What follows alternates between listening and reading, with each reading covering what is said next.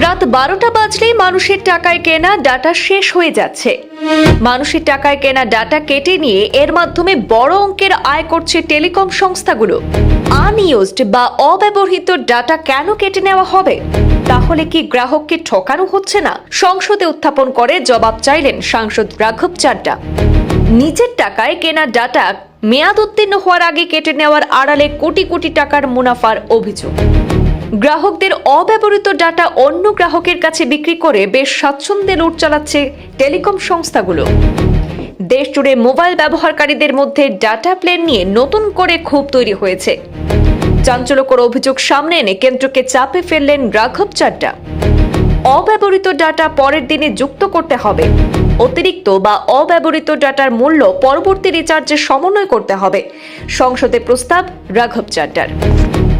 Telecom data plan নিয়ে প্রতিদিন নির্দিষ্ট ডাটা যেমন 1.5 জিবি, 2 জিবি বা 3 জিবি ব্যবহারের সুযোগ থাকলেও দিনের শেষে অব্যবহৃত ডাটা সম্পূর্ণভাবে মেয়াদ উত্তীর্ণ হয়ে যাচ্ছে। অর্থাৎ গ্রাহকের টাকায় কেনা ডাটার পুরো সুবিধা তারা পাচ্ছেন না, এমন অভিযোগে এখন উঠছে জোরালো হয়ে। বড়সড় এই টেলিকম কেলেঙ্কারি ধরে দেশের পার্লামেন্টে এবার সবিস্তারে তুলে প্রতিকার চাইলেন আম আদমি পার্টির রাজ্যসভার সাংসদ রাঘব চাড্ডা।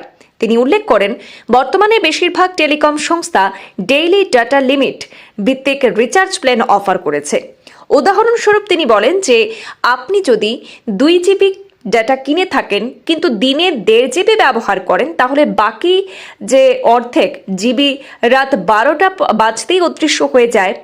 না থাকে রিফান্ড, না থাকে পরবর্তী দিনের জন্য সংরক্ষণ।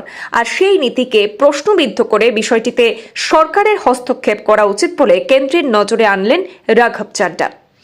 আম আদমির সাংসদ তিনি দাবি তুলেছেন যে ডাটার জন্য গ্রাহক মূল্য পরিশোধ করছেন তা কেন ব্যবহার না করলেই হারিয়ে যাবে। টেলিকম সংস্থা যেভাবে রাত 12টায় অব্যবহৃত ডাটা কেটে নিচ্ছে, এতে গ্রাহকদের স্বতন্ত্রতা বহাল থাকে না।